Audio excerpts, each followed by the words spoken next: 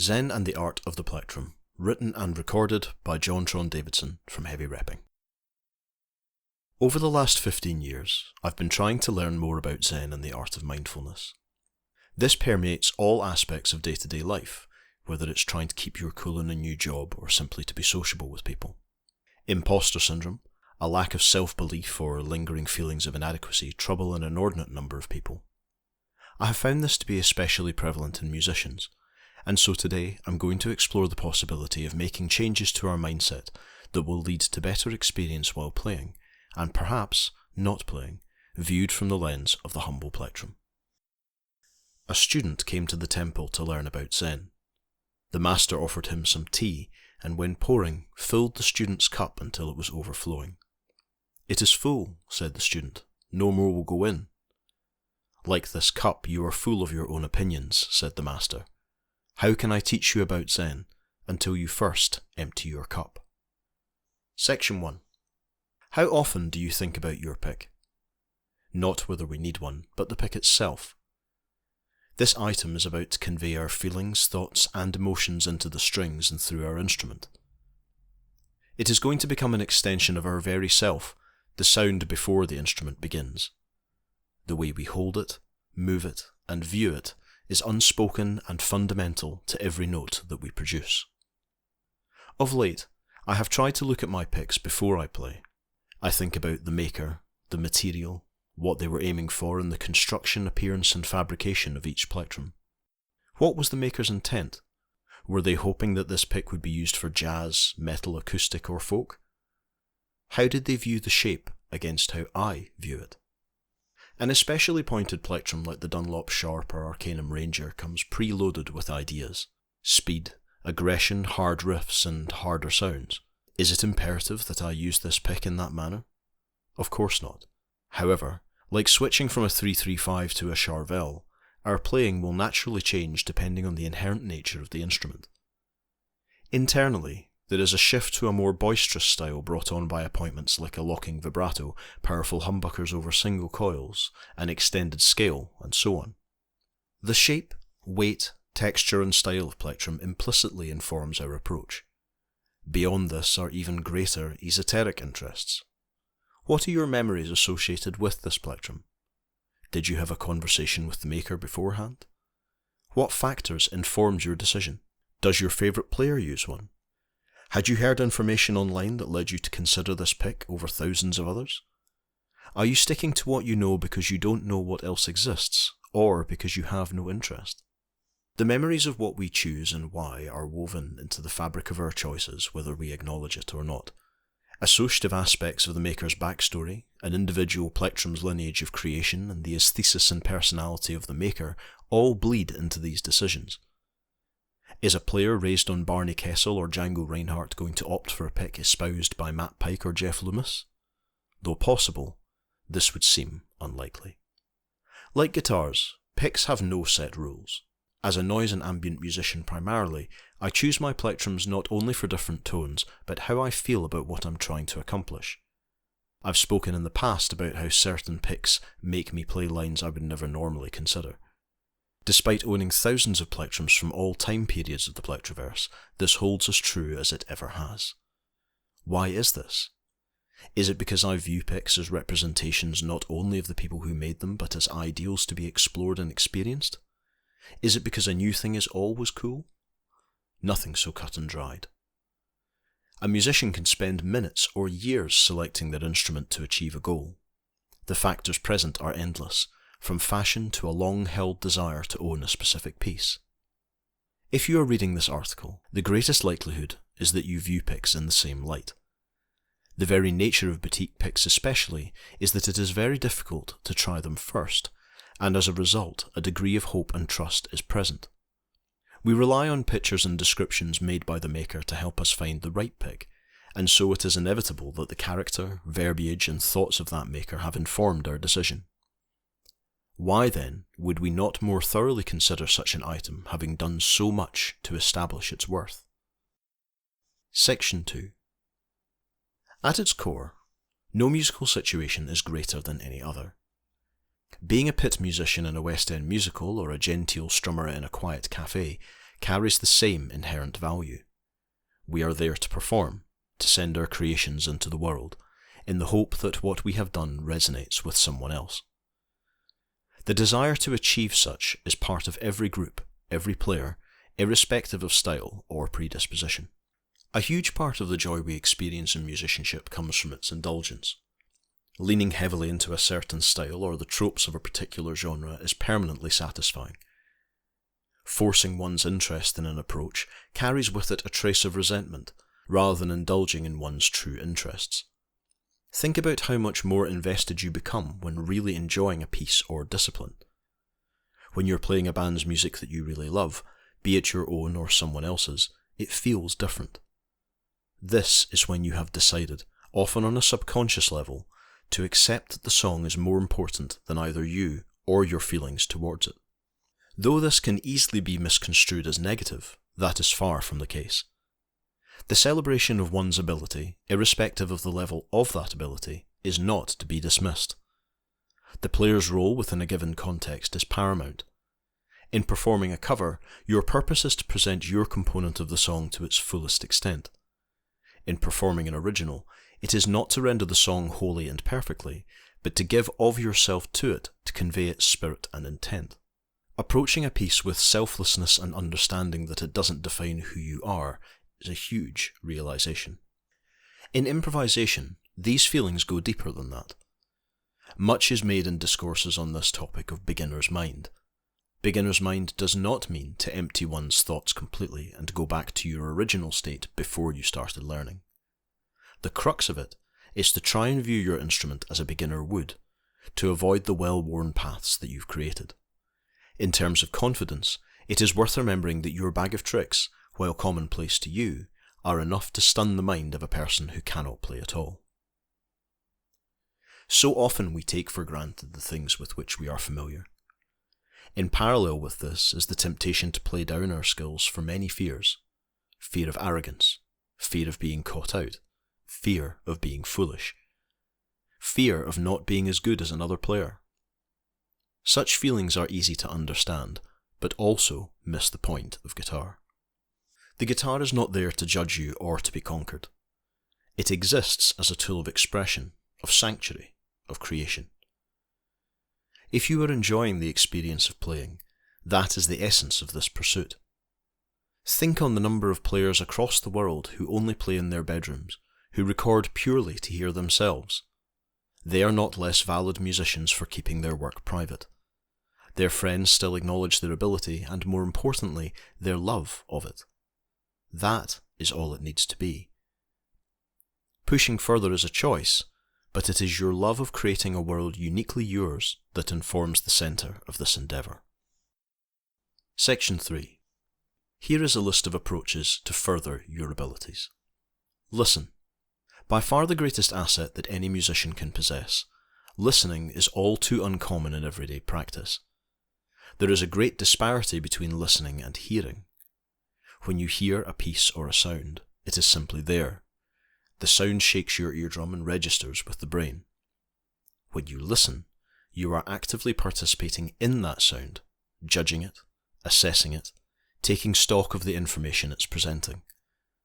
This is something that is infinitely harder in the modern world, as we often listen to music on our phones or while doing something else. Finding the time to experience music while not doing anything else is extremely challenging. Doing so with one piece a week, listening to it intently, will deepen your understanding not only of the song itself, but of your potential place within it. You will begin to hear details on orchestrations, the placement of each note and instrument, and in doing so, hear your take on the sounds presented. This serves a number of purposes. In performing an assessment of any piece, denial of one's own knowledge becomes difficult. In this acknowledgement is the irrefutable fact that you have confidence enough in your tastes to have specific things to look for, and to assess the other sounds within a piece using your own desires for context. Both a way of building confidence and becoming subconsciously aware of things, this exercise is a must for any musician. Aggression. An innate level of violence is required for certain styles of music. Trying to play punk, thrash, even the spikier end of indie, can drive the player to attack the strings with their striking hand. Though understandable, playing in this manner often will cause any number of problems, from repetitive strain injury to carpal tunnel to wearying fatigue. Although very rock and roll, there are circumstances where playing aggressively or with extra vigour is not necessary. One would not play with the vitriol of a live performance when working out parts in front of the television, as such an approach would seem excessive. It is here particularly that the plectrum plays a significant role in one's physical approach. Using a heavier plectrum will increase the power available in every note. Choosing a plectrum that bonds with your skin means a more relaxed grip and greater stability, which in itself will grant you more power. It is therefore possible to deliver as much force as you would using a thin pick firmly with half the effort. The benefit of such an approach will not only reduce wear on the wrists, but result in cleaner playing, better note separation, and greater satisfaction. Be gentle. Practicing unplugged.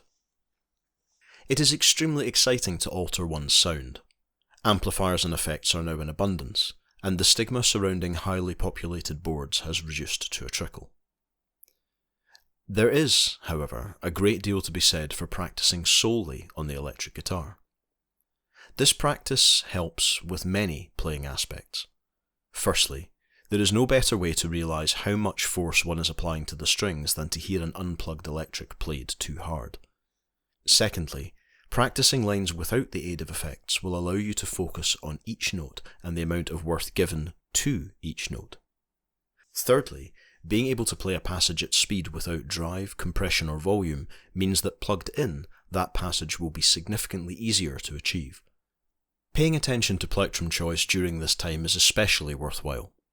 Without the masking components of an amplifier or effects, a greater understanding of the tone generated by the pick and player becomes immediately apparent. Taking the time to choose the right tool for your attack, string gauge, tuning and playstyle means less time spent thinking about those things while playing. The added muscle of a heavier, more appropriate plectrum will allow you to create more mass on your own, meaning a greater depth of headroom when plugged in. The joy of self-indulgence. The act of playing an instrument is something that requires a great deal of a person. Many players refer to playing as an escape, but this is only half the story. The music that you make, whether cover or original, only exists because you have created it. A world of sound that is uniquely yours, whether copied or originally composed. Each player is fundamentally, unalterably different, irrespective of their degree of expertise or the interests they have taken. When allocating time to playing, try and focus exclusively on your practice. If this is not possible, use your first few minutes of play to lean into whatever is troubling you and allow the instrument to express those feelings. Using your instrument as a conduit for expression is the whole point of the exercise. The guitar will only do what you tell it to. Every sound is an amalgam of your hands, your feelings, and years of exposure to different styles of music. Be indulgent in your play. For the duration of your playtime, think of nothing else than what you are doing. Try and push all thoughts of work, romance, personal difficulty, or financial concerns out of your mind. You cannot affect those things during this time. Listen to yourself. Revel in each clean note, every new sound. No one is judging you for taking this time to improve, and no one is listening to you with a critical ear. Make mistakes, take new paths, and remember that if you enjoy the sound you're making, it is correct. Climbing the mountain. Every discipline has no end. Traditional karate practitioners, having achieved their black belt, would wear the same belt for every session and continue to practice until the belt wore back to white. This is a tacit admission of one's inability to know everything. Regardless of how accomplished a player may become, there are always disciplines and aspects of certain styles that will elude them. A gifted jazz musician will struggle with the urgent nature of extreme metal, or a fingerstyle player with drone. This is hardly a reflection on the player, but a testament to the inherent disparity of different disciplines. Learning any instrument is not climbing one continuous mountain. It is climbing a new mountain each time. Everything you listen to informs your approach, whether consciously or otherwise, meaning that the path you are walking constantly points in different directions.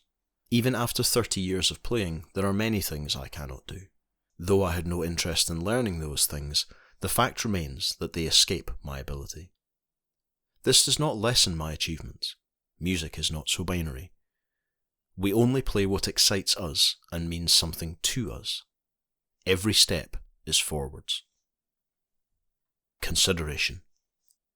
So often our desire to play and to make noise pushes us to act without thinking. It is worth taking a few minutes to consider your tools before you start to play. Each component of our setups is a factor in the final sound. This extends beyond the choice of guitar to effects, tuning, string gauge, amplifier, plectrum, context, and desire. If one is playing for someone else or operating in a function situation, the player's outlook is different from that of an originals player. Neither circumstance is greater or better than the other. They are simply different. In order to effect this practice, place your instrument, pedal board or plectrum in front of you. Take a few minutes to look at it and think about your relationship to it.